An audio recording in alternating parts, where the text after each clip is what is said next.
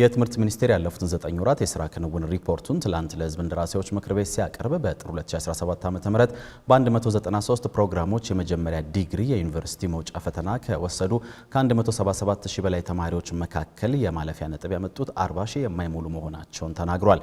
የተነገረበትን የምክር ቤቱን 24ኛ መደበኛ ስብሰባ የተከታተለው ኤርሚያስ በጋሻው ነው። ዝርዝር ዘገባ አለው። የትምህርት ሚኒስቴር የ2017 በጀት ዓመት የ9 ወራት ሪፖርት እንደሚያሳየው በተያዘው ዓመት በመላው አገሪቱ ከቅድመ መደበኛ እስከ 12ኛ ክፍል 26.7 ሚሊዮን ተማሪዎች በትምህርት ላይ ናቸው። ልክ እንደነዚህ እንደ ዕድሜ እኩዮቻቸው በትምህርት ገበታ ላይ መኖር ሲገባቸው የሌሉትን የተመለከተ መረጃም ይኸው ሪፖርት አካቷል። በአገር አቀፍ ደረጃ 5354 ትምህርት ቤቶች የጸጥታ ችግሮችን ጨምሮ በሰው ሰራሽና በተፈጥሯዊ ችግሮች ምክንያት ከማስተማር ውጪ በመሆናቸው 7.2 ሚሊዮን ተማሪዎች ከትምህርት ውጪ ሆነዋል። እንደ ዩኒሴፍ ያሉ የተመድ ኤጀንሲዎች ይህን ቁጥር ከ10 ሚሊዮን በላይ ያደርሱታል። በዛሬው የትምህርት ሚኒስቴር የ9 ወራት የሥራ ክንውን ግምገማ ላይም የሕዝብ እንደራሴዎች ለሚኒስትሩ ካነሷቸው ጉዳዮች አንዱ ይህ በትምህርት ገበታ ላይ የሌሉ ተማሪዎች ጉዳይ አንዱ ነበር። እኛ የምናውቀው 7.2 ሚሊዮን ነው። ሜቢ ፈረንጆቹ የበለጠ ያውቁ ይሆናል በዚህ ጉዳይ ላይ እኔ አላውቅም። ግን ከኔ በላይ ተማሪ ይቆጥራሉ ብዬ አላስብም። እኔ ስራዬ ብዬ ዋና ስራዬ ነው ተማሪ እየቆጠርኩ ስንት ተማሪ እንዳለኝ የማወቅ ሪስፖንሲቢሊቲ አለብኝ። ግን እንዳልኩት ነው ጸቡ 10 ነው 7 ነው አይደለም። 1 ሚሊዮንም ተማሪ እንትን ማድረግ የለበትም። we have to find a way ልጆቻችንን ከግጭት ወጥተው ትምህርታቸውን እንዲማሩ ማድረግ። ይሄን ስናደርግ ደግሞ በፖለቲካ ምክንያት ከሆነ የኛ ናቸው ምንላቸው የሚያረጉት ነገር ካለ እነሱንም ነው ይሄ ነገር መሆን የለበትም ልጆች ትምህርታቸውን ይማሩ ብለን መናገር ያለብን። ከቅርብ ዓመታት ወዲህ በትምህርት ሚኒስቴር የአፈጻጸም ግምገማ መድረኮች ላይ በተደጋጋሚ እንደታየው በዚህ ስብሰባም የከፍተኛ ትምህርት መግቢያ ወይም የ12ኛ ክፍል ፈተና ውጤት ጉዳይ መነጋገሪያ ሆኖ ነበር።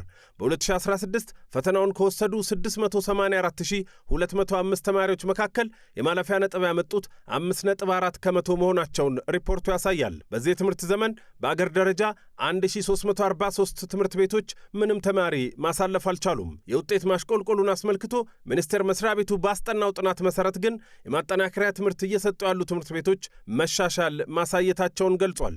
የሕዝብ እንደራሴዎች ግን የተማሪዎች ምዘናና የፈተና ስርዓታችን የተማሪዎችን ዕውቀት የሚመዝን ሳይሆን የሚቀጣ ሆኖ እንዳይሆን መታየት አለበት የሚል ሐሳብ ሰንዝረዋል። ሚኒስትሩ ፕሮፌሰር ብርሃኑ ነጋ ደግሞ የፈተናው ይዘት ላይ የተቀየረ ነገር የለም ሲሉ ነው የመለሱት። ሚኒንግ የፈተና መውደቁ ጥያቄ ፈተናው ድንገት ስለከበደ አይደለም ኦር ከዚህ በፊት ሲሰጥ ከነበረው የተለየ ሽምደዳ የሚያስፈልገው ኦር ምናምን ስለሆነ አይደለም። it has nothing to do with የፈተናው ምንነት. it simply is በሌላ መንገድ ፈተና ማለፍ ተለመደና ማንም ተማሪ ኦር አትሊስት የተወሰኑ ጎበዝ ተማሪዎቹ ካልሆኑ በቀር ትምህርትን ተከታትለው እንዲማሩ አልተደረገም። ያ ፕሮብለም ነው መጥቶ በጀርባችን የወጋ ነው። ሌላ መንገድ ብንፈልግለት ሌላ እንደው ትንሽ ህመሙን የሚቀንስ የሚመስለን ነገር ካለ አጠብቁሱ።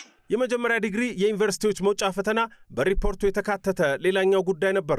በጥር 2017 ዓ.ም በ193 ፕሮግራሞች የመጀመሪያ ዲግሪ መውጫ ፈተና ከወሰዱ 177,552 ተማሪዎች መካከል 39,347 ወይም 27 ከመቶ ያህል ናቸው የማለፊያ ነጥብ ያመጡት። ይህ በሕዝብ እንደራሴዎችም አሳሳቢ ነው ተብሏል። ያ ፈተና ኢን ዘ ሎንግ ረን ኤግዚት ኤግዛም አያስፈልግም ዩኒቨርሲቲ ውስጥ።